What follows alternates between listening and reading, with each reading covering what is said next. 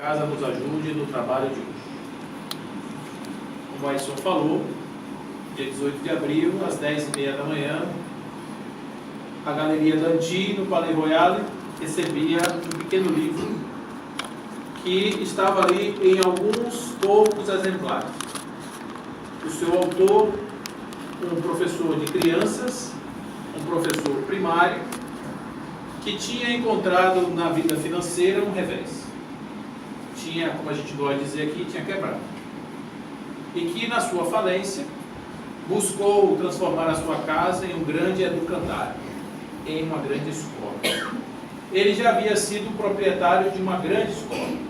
Quando ele chegou na França, com 20 e poucos anos de idade, ele repetiu na França aquilo que ele havia aprendido na Suíça, que foi transformar uma escola do modelo tradicional em uma escola onde as crianças seriam instigadas a trazer o seu conhecimento a partir das suas próprias percepções, e não a partir de uma imposição do professor.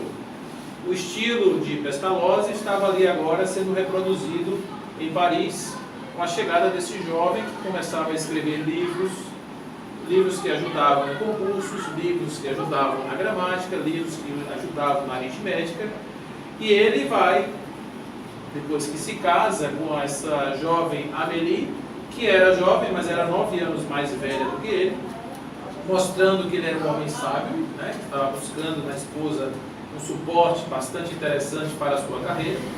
Ele, nesse revés financeiro, ele vai se transformar aí num autor de livros, coisa que ele jamais imaginou fazer. Mas essa história de Kardec, que vocês já devem ter ouvido falar muitas vezes, é uma história que ela é importante, ela é muito bacana para a gente trazer no dia de hoje, que é o dia 18 de abril, que foi naquele ano de 1857, que aconteceu tudo isso. Mas existe uma história mais bonita, que subjaz a essa, que é a história do próprio livro e do seu conteúdo. E é essa que nós hoje estamos aqui trazendo para vocês. Nesse dia em que Kardec apresenta o livro para a humanidade passa a ter um manual que responde 3 perguntas fundamentais da nossa existência: quem eu sou, de onde eu vim, para onde eu vou. Até esse momento, o homem não tinha claramente essas respostas. E quero dizer que quem deu essas respostas não foi o fato do homem perceber espíritos. Porque nós já conhecemos espíritos há pelo menos 20 mil anos, que a humanidade tem contato com espíritos. Então não foi o fato de serem espíritos, ou foi um livro sobre espiritualidade, não é isso. O que mais existia nesse período de Kardec eram pessoas que trabalhavam na corrente da espiritualidade. Antes de Kardec já existiam livros psicografados. Antes de Kardec já existiam médiuns que davam comunicações. Antes de Kardec já existiam fenômenos como as mesas girantes, que começam a acontecer em todos os lugares, os chamados fenômenos das batidas, que vão ter um marco inicial no ano de 1848 em Hydesville, na cidadezinha de Hydesville, lá no estado de Nova York, né, na América do Norte. Então, esse espiritualismo, chamado de espiritualismo anglo-saxão, porque ele vigia nos países de língua inglesa, era um espiritualismo que não acreditava em Deus, necessariamente, não acreditava na reencarnação, inclusive, pasmem, Kardec era um não reencarnacionista. Kardec não acreditava em reencarnação. Ele mesmo diz isso. Então, esse espiritualismo era um espiritualismo que queria provar uma única coisa: que existem espíritos. Mas para isso não precisava de uma ciência. Para isso não precisava de nada, só precisava observar a história da humanidade. Mas o que acontece de mais interessante é que este livro chega em um século chamado século XIX. E o século XIX não foi um século qualquer.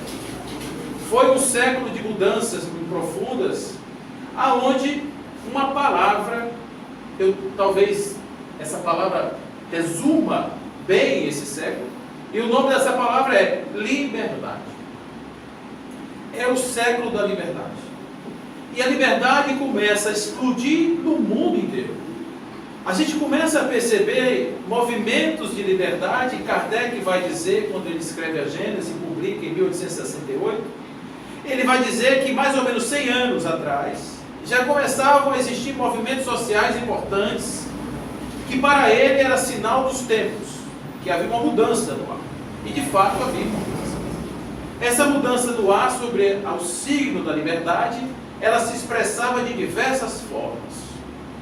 Em um determinado momento, no ano de 1789, aquele povo oprimido que vivia ali sob o tacão de um império de reis que expropriavam a riqueza do povo em nome do seu conforto, ali mesmo na França, estavam agora sendo banidos do poder por pessoas munidas de vassouras, pedras, paus, foice.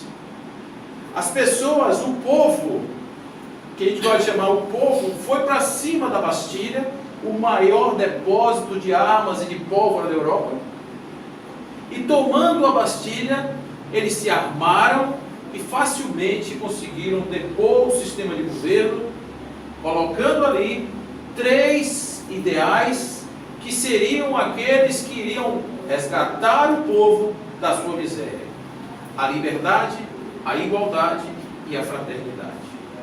Observem que liberdade está ali, nesse ideal da Revolução Francesa, que infelizmente, quando acontece esse momento de liberdade, o partido dos jacobinos, que estava ali agora ansiando, trazendo ideais do povo, tornou-se um bando de assassinos em nome do povo.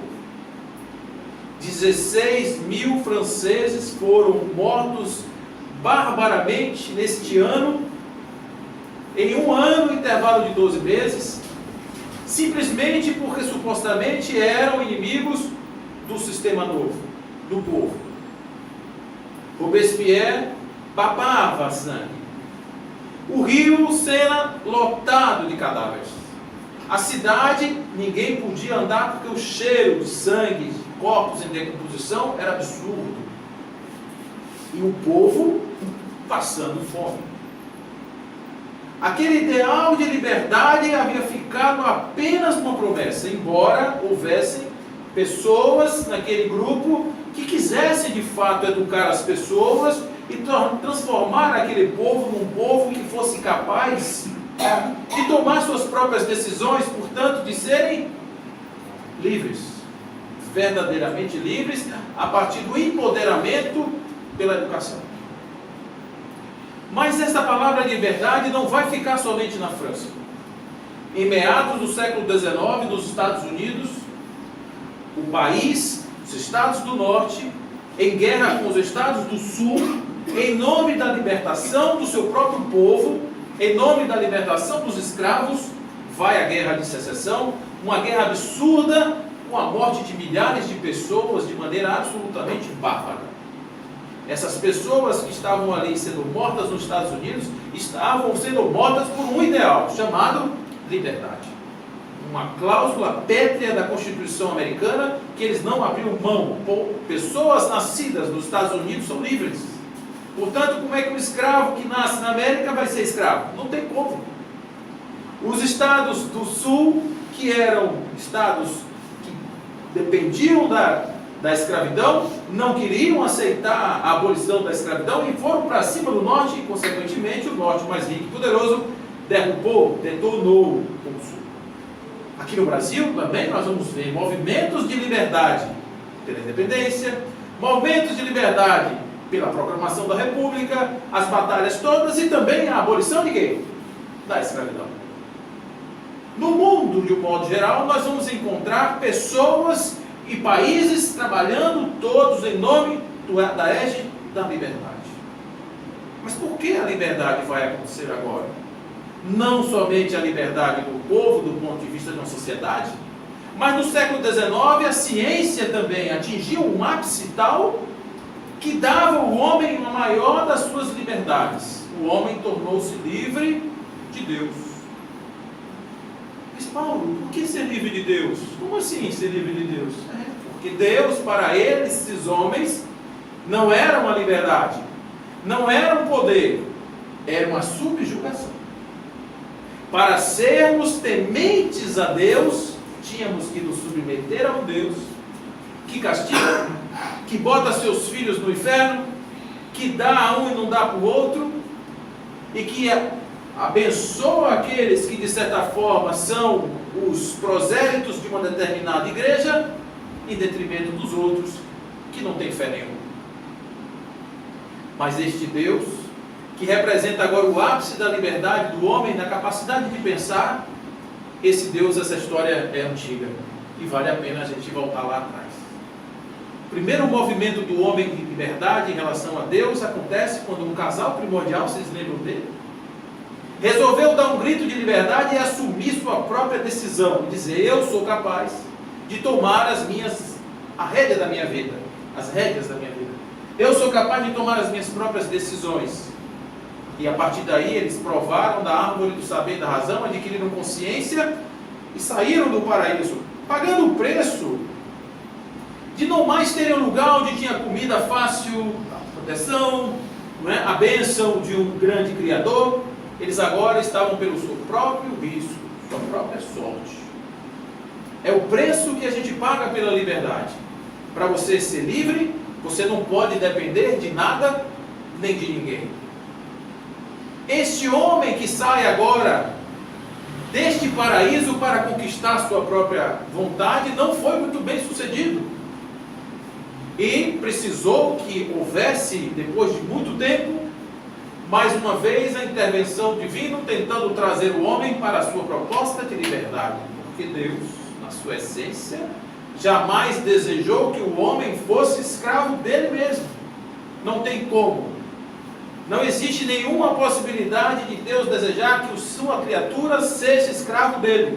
Porque senão estaríamos trazendo atributos para Deus que são absolutamente incompatíveis com a figura, ou pelo menos com o desenho de Deus que nós temos, de bondade, de liberdade, de perfeição do seu corpo.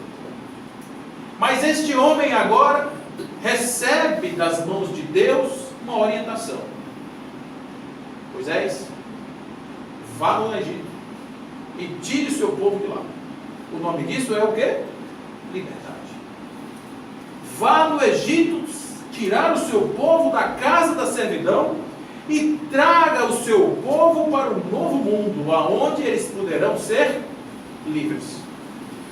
Moisés, um octogenário, um homem com 80 anos de idade, morando em um lugar que não vendia gero vital, não vendia nenhum tipo de vitamina, pega um deserto e vai ao Egito convencer aquele faraó a libertar o seu povo.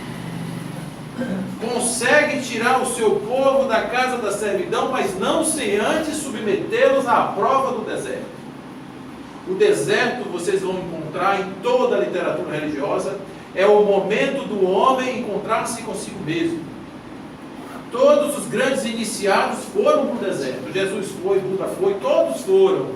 E estes homens que saíram do Egito também foram para o deserto. Olhem que coincidência interessante. Nessa travessia do deserto que esses homens foram, quem os perseguiu? Os soldados do faraó. Porque arrependido de ter libertado aquele povo, mandou seus soldados irem lá, trazê-los de volta para onde? Para a escravidão. Moisés, como um grande líder, um grande guia, cadê ele aqui, viu?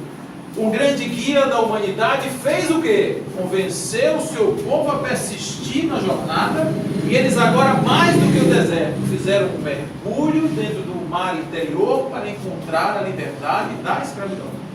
Dizem os estudiosos que a travessia entre o Egito e a chamada Terra Prometida levou 40 anos para se realizar. Mas sabe o que é que acontece, gente? Nem arrastando o pé, comendo caruru, o sujeito leva 40 anos para fazer essa viagem. É uma viagem que andando normalmente se faz em 2 ou 3 meses. Mas eles levaram 40 anos, por quê? Porque aquele povo que nasceu na escravidão não poderia ter um coração livre, e para isso quem entra na Terra Prometida são os filhos daqueles homens. Uma geração passou, uma nova geração livre nasce para entrar na terra prometida. Mas um código de leis também, porque Deus não seria simples e dizer ao homem: toma aí de novo o jardim do Éden. Não! Tome uma terra prometida e tome um código de conduta ético-moral, porque se você não fizer comportamentos adequados, você nunca será livre. Você será sempre dependente das suas necessidades fisiológicas, das suas necessidades psicológicas. Você será sempre um escravo de si mesmo. E deu a eles um código de conduta ético-moral. O que é que eles fizeram com isso? Transformaram em um monte de leis, transformaram em um monte de obrigações, transformaram em algumas seitas e religiões, criaram templos para sacrificar animais e tornaram-se mais uma vez escravos. De quem? Escravos das suas próprias crenças. Ninguém podia fazer nada se não fosse através da oferta de animais para serem mortos. Para vocês terem ideia do que nós estamos falando, no dia da inauguração do templo, 250 mil bois foram mortos. Vocês já imaginaram o cheiro que não devia ser esse lugar? Porque não tinha higiene nenhuma. É por isso que tem junto ao templo um lugar chamado Guiná, que é um lugar do fogo eterno, porque na verdade é um lixão onde eles tocavam fogo e viviam tocando fogo, porque tinha que tocar fogo para queimar as carcaças dos animais sacrificados no templo e sacrificar tudo, inclusive a própria vida, uma submissão de nada. Qual é o sentido da vida? Não tem. Servir a Deus. Servia lá no céu. Para que vir para a terra? Para quê? Devia perguntar a Deus a esse homem. Mas passaram-se mais 1.300 anos. 1.300 anos depois, um carpinteiro pobre de uma cidade pequena levanta o braço e diz: vocês vão conhecer uma verdade, e esta verdade vos libertará.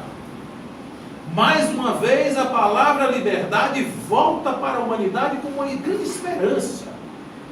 A esperança de um homem poder ser livre.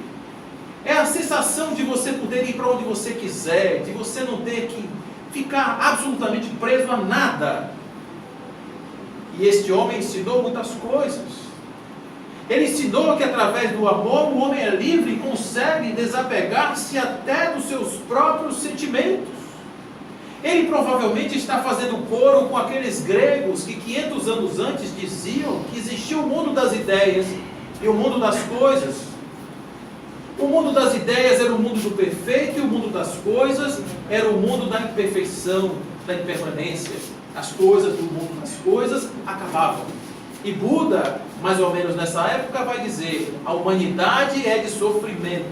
Por quê? Porque ele se apega ao que acaba. A humanidade sofre porque se apega ao que é impermanente. E para ser feliz, o homem precisa se desapegar do que é impermanente. E Jesus, fazendo coro a esse conjunto harmônico de informações que a humanidade já possuía, dizia aos seus condenadores: meu reino não é mais desse mundo. Eu já fui deste mundo, mas não sou mais desse mundo. E você pode levar tudo o que você quiser. Sócrates, quando estava perto de morrer, ele entregou seu corpo, e aí o seu discípulo dizia: mestre, fuja, a porta está aberta, vá embora. E ele dizia: não, eu não posso abrir mão das minhas ideias, porque as minhas ideias foram aquilo que me definiram, eu não posso abrir mão disso. Eles obrigam que eu abra mão das minhas ideias. Mas mestre, fique vivo. Não. Você vai morrer, mestre? Não, eu não vou morrer. Sócrates não vai morrer. O corpo de Sócrates vai morrer. Eles diziam isso. E Jesus, mais uma vez, reforçava a humanidade que uma coisa é corpo, outra coisa é espírito. E ele dizia a Nicodemos: nenhum homem poderá ver o reino de Deus se não nascer de novo, se não nascer da água e do espírito. Ele não poderá ver o reino de Deus. Dizia mais um monte de coisas. O reino dos céus não virá por demonstrações exteriores. Esses que ficam aí rezando nas ruas largas e nas esquinas, querendo aparecer, são sepulcros caiados. São totalmente podres por dentro, mas todo arrumadinho pelo lado de fora. São hipócritas que falam pela boca, mas o seu coração só tem maldade. Porque o que importa não é o que entra pela boca do homem, mas o que sai da sua boca, porque advém do seu coração. O que importa ao homem é amar a Deus sobre todas as coisas, e ao próximo como a si mesmo. Eis aí todas as leis, eis aí todos os profetas, porque eu não vim para destruir nem as leis, nem os profetas. Que sabedoria desse homem! Que transformação esse homem propunha para a humanidade, não é verdade? Mas o que nós fizemos com Jesus? Mais uma vez a gente transformou Jesus em um santo das galáxias, em um homem que vive pendurado numa cruz, chorando sangue para que nós tenhamos a imagem de alguém que veio, na sua perfeição absoluta, o Filho único de Deus, para morrer por nós, os perfeitos, os que não carregamos mais mácula, os que não carregamos mais defeito algum. E até hoje nós não tivemos coragem sequer de tirar Jesus da cruz. Jesus para nós continua sendo uma imagem de um crucificado. E nós nos lembramos daquele dia em que ele foi vilipendiado, humilhado, destruído, morto, assassinado naquela sexta-feira. E muitas vezes nós nos esquecemos dos seus 3 anos de vida e de pregação, quando ele afirmava junto aos seus discípulos: até quando eu vos suportarei, ó incrédulos? Porque vós sois deuses. Se tiverdes fé do tamanho de um caroço de mostarda, poderás fazer tudo o que eu faço e muito mais. E aí as igrejas começaram a ser construídas. Os grandes territórios começaram a ser comprados. A igreja se empoderou, se armou e começou a perseguir e matar aqueles que não concordavam com seus ideais. Começou a fazer a venda das indulgências.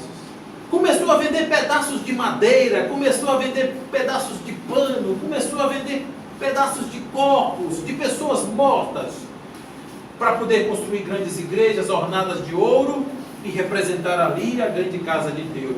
E diziam: sem a igreja não existe salvação.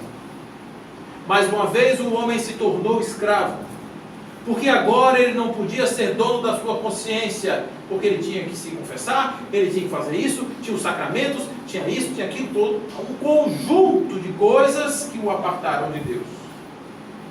O homem não poderia ser livre enquanto não tivesse sentido Deus passar pelo seu corpo, pelos seus poros, pelo seu coração, tudo de cima a baixo. Não teria como este homem ser livre. Nos tornamos, mais uma vez, na noite escura da humanidade, que vai durar cerca de 1000 anos, aonde ninguém podia tocar no livro. Todo o conhecimento, todo o saber nascia de dentro das academias religiosas. Não se podia questionar uma lei divina, não se podia questionar a natureza. E um belo dia, passados alguns anos, o homem bota um caco de vidro para cima e, olhando o movimento do céu, deduz que a Terra não é o centro do universo. A Terra é só uma bolinha pequena.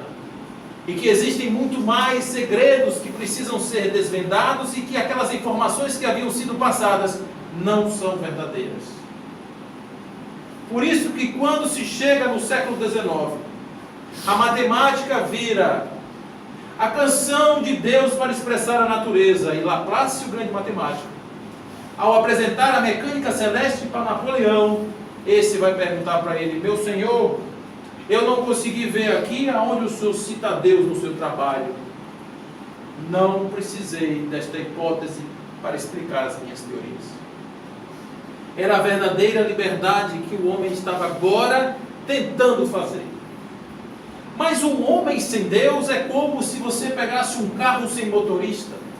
É como se você pegasse um violão sem cordas. É como se você tivesse algo sem alma. E este homem que entra no século XX pela sua própria conta, dispara 2 guerras mundiais e mais uma grande quantidade de outras guerras, transformando o século XX no grande século de desenvolvimento, das grandes descobertas, da grande revolução tecnológica, do computador e de tudo mais, mas um século banhado em sangue. Foi para esta humanidade perdida que no século XIX, na meados do século XIX, atendendo a uma promessa que havia sido feita por Jesus lá atrás, a espiritualidade traz o Consolador prometido. Jesus diz no Evangelho de João: se me amares, e amar para Jesus não é veneração, amar para Jesus é confiança, porque ele diz: se você ama, você faz o que eu te peço, como eu faço o que meu Pai me pede, porque eu amo meu Pai. Para Jesus é claríssimo isso. Quando você confia em alguém, alguém diz assim: atravesse a rua, você vai questionar? Entre neste rio e saia do outro lado, você vai ficar com dúvida? Você confia ou não confia? Você pode andar sobre as águas, você confia ou não confia? Isso para Jesus é amor. E se você confiar, eu te mando um Consolador. E esse Consolador vai responder todas as perguntas que hoje eu não posso te responder, porque você não tem capacidade para entender. Mas que quando ele chegar, ele vai ficar com vocês para sempre. E o que acontece com esse Consolador? Na Revista Espírita, Kardec, quando publica a Revista Espírita, no início do ano de 1858, começa a publicar a revista no dia 1º de janeiro de 58, ele lança à humanidade um tribunal para discutir espiritualidade, na verdade para discutir o espiritismo. O espiritismo é diferente da espiritualidade. Eu quero dizer que a espiritualidade é um componente do espiritismo, mas o espiritismo é mais do que espiritualismo. O espiritismo tem 5 questões fundamentais: a imortalidade da alma, a comunicabilidade entre mortos e vivos, a pluralidade dos mundos habitados, a existência de Deus e a reencarnação. São 5 fundamentos da doutrina espírita. Com esses 5 fundamentos, você pode dizer que aquilo é espiritismo. E a partir daí, Kardec lança na humanidade a Revista Espírita como um tribunal de discussão, porque ali seriam discutidas todas as coisas que viriam do mundo inteiro. 235 lugares diferentes do mundo estariam agora mandando contribuições para Kardec, mais de 3.000 cartas com relatos de manifestações mediúnicas, que ele vai separar 300 e vai publicar somente 30, só para vocês terem ideia de como ele trabalhava. Mas será nessa Revista Espírita que um belo dia um médium de altíssima confiança vai publicar um texto chamado Eu Vim para as Ovelhas Perdidas de Israel, e desce todo um contexto renovando a proposta de Jesus e assina como Jesus de Nazaré. Imagine o seguinte: Allan Kardec, um homem cético, totalmente professor, um cientista, está escrevendo uma obra e o médium diz: chegou uma mensagem aqui de Jesus Cristo. Allan Kardec toma o cuidado de, na Revista Espírita, dizer: este tipo de mensagem, mesmo enviada por um médium de altíssima confiabilidade, tem que ser tomada todas essas precauções para evitar mistificações. Temos toda a cautela do mundo em fazer esse tipo de publicação. Kardec só publicava as coisas quando ele tinha certeza. E o que vai acontecer para que nós possamos fazer a transmigração do Espírito de verdade para Jesus Cristo é que quando ele vai transcrever essa mesma mensagem em o Evangelho segundo o Espiritismo, assina a mensagem que na Revista Espírita estava assinada por Jesus, assina aqui o Espírito de verdade. O Espírito de verdade, assumindo a posição de Jesus, estaria trazendo para a humanidade uma terceira revelação, dando-nos a possibilidade agora de não somente compreender que Deus existe, que é a inteligência suprema e causa primeira de todas as coisas, mas que o homem é o verdadeiro construtor do seu destino, e isso é uma verdade que liberta. Você não precisa se submeter a lugar nenhum, a coisa nenhuma. Kardec dizia: se todos nós buscarmos a Deus, se todos nós quisermos o bem, se todos nós quisermos entender que somos uma grande confraternização universal, e que os espíritos estamos todos juntos nesse mesmo barco evolutivo em direção ao Criador, pouco importa a sua religião. Seja o que você quiser e o que te fizer bem ser, contanto que nós estejamos combinando no fato de que, no fundo, vamos caminhar para o mesmo lugar. Esse é o pensamento de Kardec. Em momento nenhum ele quis fundar uma igreja. Em momento nenhum ele quis fazer com que o homem transformasse a doutrina espírita em um outro campo de dogma. Ao contrário, ao nos dizer que nós somos espíritos imortais e que nós temos a possibilidade da reencarnação para renascer tantas quantas forem as vezes necessárias, para o nosso processo de aprimoramento espiritual, assim será. Que a grande bondade de Deus não está em nos conceder graças materiais, que isso é uma outra questão que a gente aprendeu a fazer. Quem assiste e vê a igreja do Bonfim, que chega lá, tem um monte de pernas e braços pendurados no telhado. Aquilo são graças conseguidas, supostamente pessoas que foram à igreja e pediram ao Senhor do Bonfim para lhes conceder uma graça, e certamente foram atendidos no seu pedido. E nós vamos fazer a seguinte pergunta: foi o Senhor do Bonfim quem curou aquelas pessoas? Vai, que a tua fé te curou. Qual foi a verdadeira causa? A fé da pessoa em curar-se a si mesmo, como Jesus ensinava, ou um terceiro que precisou interceder, porque ficou com pena dele e veio consertar a perna dele? Essa é a grande questão que a humanidade precisa enfrentar. Nós precisamos sair da nossa infância espiritual para assumirmos uma maturidade espiritual que nos dê autonomia, para que a gente possa conduzir a nossa vida, conduzir os nossos passos, sem claudicar, sem ter dúvidas. Então, quando a minha perna chega torta, eu olho para dentro de mim. Eu vou buscar a minha situação no meu passado, em vidas passadas, em situações onde eu mesmo criei os problemas que carrego no meu campo mental, e não ficar colocando culpa nos outros, ficar colocando culpa em Deus, ficar colocando culpa no azar. Não! Assumir o protagonismo da vida e assumir o máximo possível da nossa liberdade. Serei o que eu quiser ser. E serei tão bem, ou tão melhor, ou mais bem sucedido, conforme seja o bem que eu haja praticado, conforme sejam as boas energias que eu carregue dentro da minha cabeça. Então é minha decisão carregar o mal, o bem, fazer as pazes com o mal. Essa é a minha decisão, e para isso eu preciso tomar a minha, ou fazer as minhas escolhas.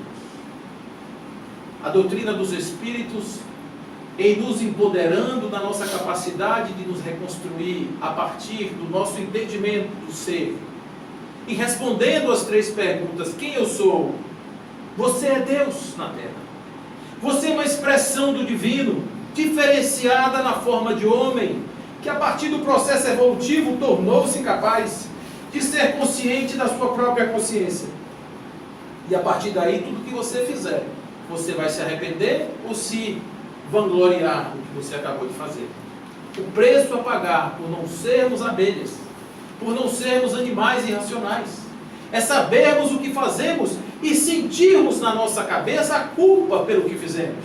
Sobretudo, quando admiramos a grande paisagem espiritual e chegamos à conclusão de que o que eu vim fazer aqui, isso, o que eu fiz?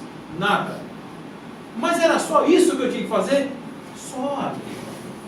Tu foi ali só para abraçar uma pessoa. Você foi ali para pedir um perdão. Você foi ali para dar uma mão para um filho. Você foi ali para carregar as mazelas do seu próprio corpo, que foram feridos, o seu corpo que foi ferido pela sua vida passada, pelo tudo que você fez. Você está carregando uma cruz que você mesmo construiu com os pregos e a madeira que você mesmo serrou. Então, pare de reclamar e pare a olhar para você e se libertar desta culpa, imaginando que você é um espírito imortal e que você agora, ao invés de continuar caminhando em direção às sombras, você vai caminhar em direção à luz. Gente, isso é de graça, 0800. E não precisa pagar ninguém. Não precisa ter carteirinha, não precisa ter crachá, não precisa dar 2 pulinhos para a direita, 2 pulinhos para a esquerda, usar roupa dessa cor, não precisa carregar livro na cabeça, nem embaixo do braço, não precisa fazer nada, basta fazer seu dever de casa, que é cuidar de si mesmo. Qual é a forma mais perfeita, ou mais efetiva do homem encontrar a sua perfeição? Um sábio da antiguidade já havia dito: homem, conheça-se a si mesmo. Homem, se conheça. Preste atenção no que você é. Preste atenção nos seus sentimentos, na qualidade do seu pensar, do seu agir. E a partir daí, veja se isso é correspondente com aquilo que seria a aspiração do espírito imortal. Ou se aquilo é simplesmente motivo do seu orgulho, da sua vaidade. Pense. E a palavra liberdade volta de novo para nos dar empoderamento. Para que nós possamos agora olhar para o Evangelho de Jesus, não mais com o mesmo olhar que antes. O olhar do caroço de milho, ajoelhado, pedindo favores, como se ele estivesse lá no céu esperando as minhas necessidades para poderem fazer alguma coisa. Quando um corpo cai na terra, e que nós estamos aqui chorando a pessoa que se foi, a natureza festeja, porque ali rompeu-se mais um ciclo, e o progresso tomou seu lugar. Quando nós olhamos a vida sob a perspectiva do espírito imortal, nós somos obrigados a entender que a morte, tal qual nós entendemos, não existe. E de novo, a doutrina espírita veio nos libertar da morte. O maior inimigo do homem. Porque o homem, diferente de um cão, de um gato, o homem sabe que vai morrer. O gato não sabe. Para ele é imortal. Né? Disseram para ele que ele tem 7 vidas. O homem tem uma vida. Este homem, esta personalidade, e sabe que ela vai morrer. Então, como é que a gente não fica doido pensando nisso? Como é que a gente não fica... Porque hoje nós temos uma possibilidade, além daquela que nós usualmente fazemos. O que é que nós fazemos? Negamos. Todo mundo morre, só quem não morre é o povo da minha casa. Deus que me livre. Todo mundo morre que nem mosquito.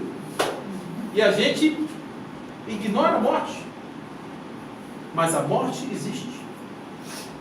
E se eu quiser considerar a morte e não negar algo que existe, eu preciso entender que a morte é simplesmente uma passagem. Que o espírito que habita o meu corpo continuará vivo e consciente de tudo que fez, ainda mesmo que esse corpo não esteja mais presente. Quando passou o filme Nosso Lar, o povo dizia assim: eu quero ir para Nosso Lar. Via aquelas casinhas brancas, com aquelas coisinhas azul, tudo maravilhoso, e disse: eu quero ir para Nosso Lar. Como se fosse assim, uma passar em férias. Primeiro que Nosso Lar é umbral, para quem não sabe. É beira de umbral. É como se você fosse morar em Angola e vivesse naquelas regiões onde de um lado da rua é a miséria absoluta e do outro lado da rua é a ostentação dos engenheiros do Odebrecht, que agora nem tem mais. esse caminho para chegar numa colônia, no mundo de erraticidade, no mundo temporário, no mundo transitório, de forma decente, chama-se consciência. O que o homem é hoje aqui, será depois. Ninguém vira santo porque morreu. Se eu fico aqui com as minhas dores, com as minhas angústias, com minha raiva, com o meu ressentimento, se eu sou uma pessoa que sou invejosa e tal, e não resolvo isso aqui agora, eu vou ficar melhor depois que morrer, por quê? Se o espírito, que é o motor, o móvel de todas as minhas emoções, continua exatamente o mesmo. Então, como é que isso não é libertação? Porque nós podemos ir para onde nós quisermos ir. Se você quiser morar em Júpiter, se você quiser ir viver em colônias maravilhosas, basta viver condignamente, com o estado vibracional das grandes constelações espirituais, e é lá que você vai estar. Ninguém vai te pedir carteirinha, ninguém vai te ficar cobrando bônus hora na entrada de céu nem de lugar nenhum, porque você irá para onde sua mente lhe colocar. E de novo, é 0,800. A única coisa que você vai ter que fazer é desapegar-se.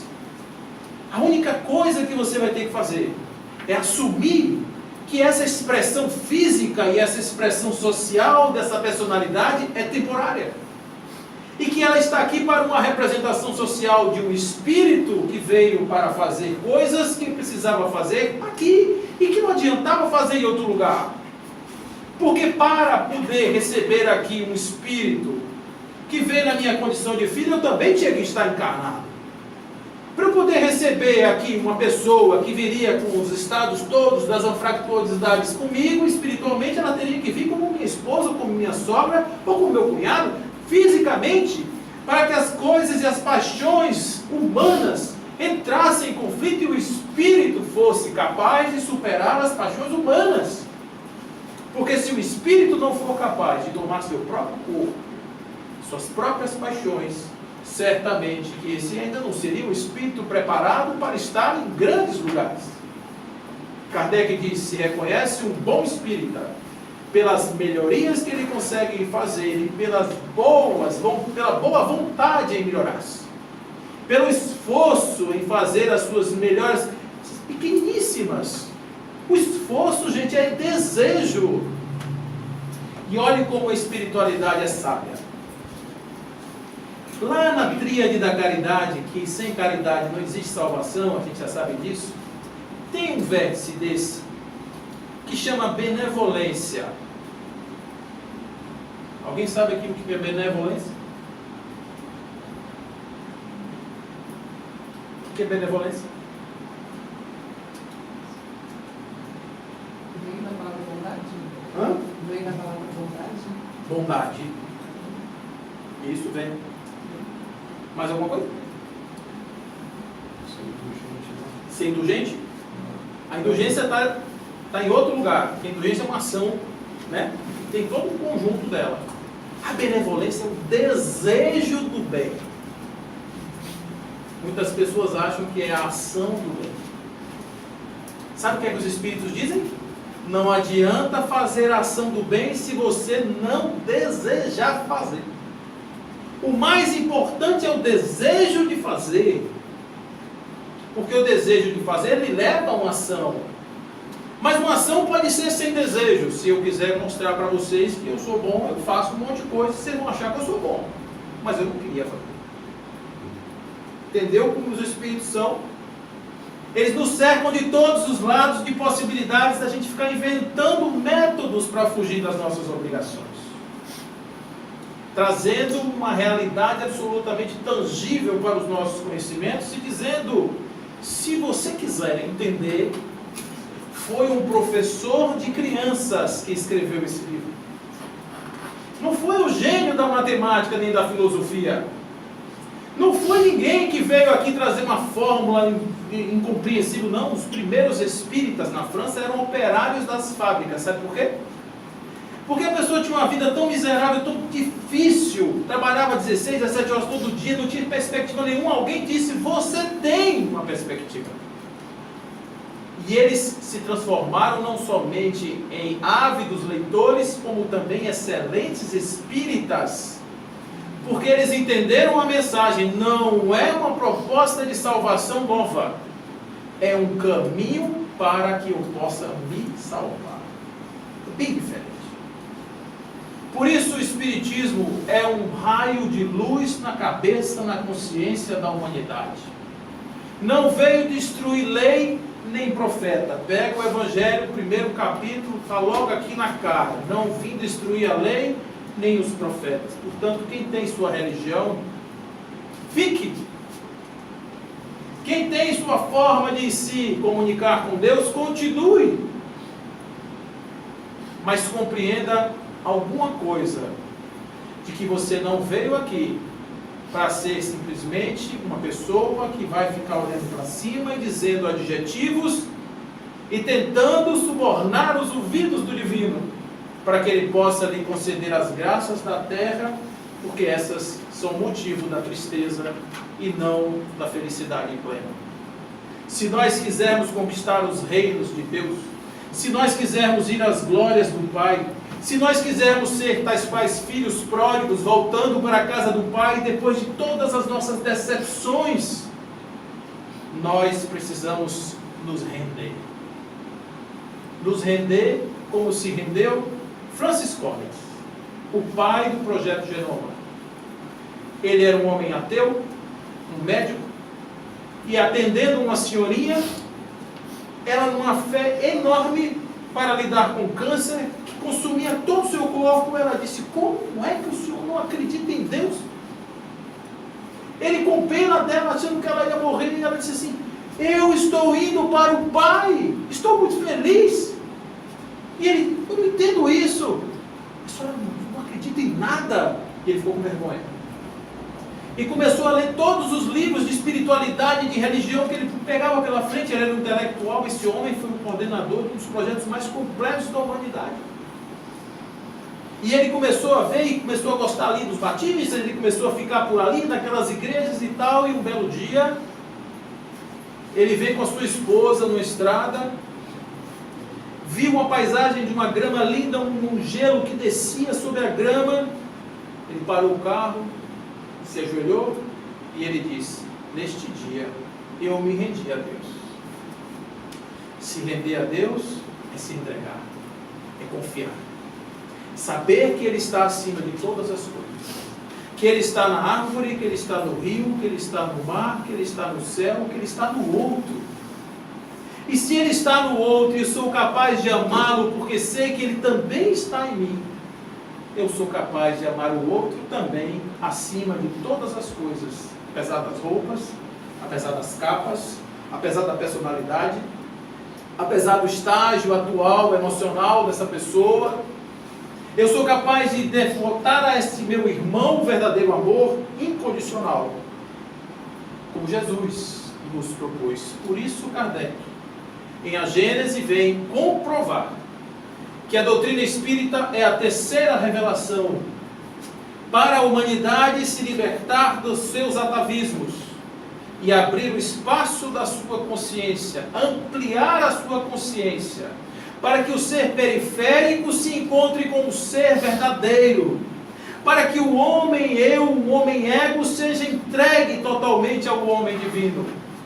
E como deuses na terra, trabalhando em nome da paz, do amor, da fraternidade e da esperança, sendo os divulgadores e os semeadores, jogando as sementes por todos os lugares, sobretudo em nós mesmos, figueiras redimidas, nós possamos, através dos ensinamentos da doutrina espírita, fazer o nosso trabalho, que é simplesmente sermos hoje, mais do que ontem, menos do que amanhã, o compromisso de trabalho e de regeneração de todos os dias, para que possamos ser nós os espíritos que vamos reabitar a terra, depois de irmos ao mundo dos espíritos, e lá chegarmos à conclusão de que viver numa terra linda e maravilhosa como essa, como um espírito regenerado, será muito melhor do que gastar a nossa existência nos nossos conflitos e dos nossos embates. Será muito melhor trabalharmos aqui pela égide do amor do que pela égide da guerra. Vamos pensar e sonhar que a doutrina espírita tem conhecimento suficiente e facilidade de acesso para que todos possamos estar agora neste grande banquete, aonde foram convidados todas as pessoas que estavam pelas ruas, perdidos, sem absolutamente nenhuma orientação. E aqueles que aqui estiverem, sabedores do que são, do que vieram fazer, de onde vieram e para onde vão, possam verdadeiramente transformar esta terra em um ninho de amor, em um ninho de paz, em um ninho de esperança. Se assim fizermos, teremos dado a Jesus, teremos dado aos seus precursores, aqueles que vieram antes, prepararam o seu terreno, e ao Pai Celestial, a maior demonstração de confiança e amor que nós já poderíamos ter dado, e de reconhecimento, dizendo a todos esses: obrigado pela chegada desses nossos mensageiros, obrigado pela chegada do Espiritismo na Terra. Que sejamos nós os espíritas que vamos regenerar este planeta, para voltar aqui como seres encarnados, uma grande fraternidade, e ao invés de simplesmente estarmos aparando sangue, nós possamos, lágrimas de alegria, enchendo os nossos rios de vida e de felicidade. Fiquem com Deus, que assim seja.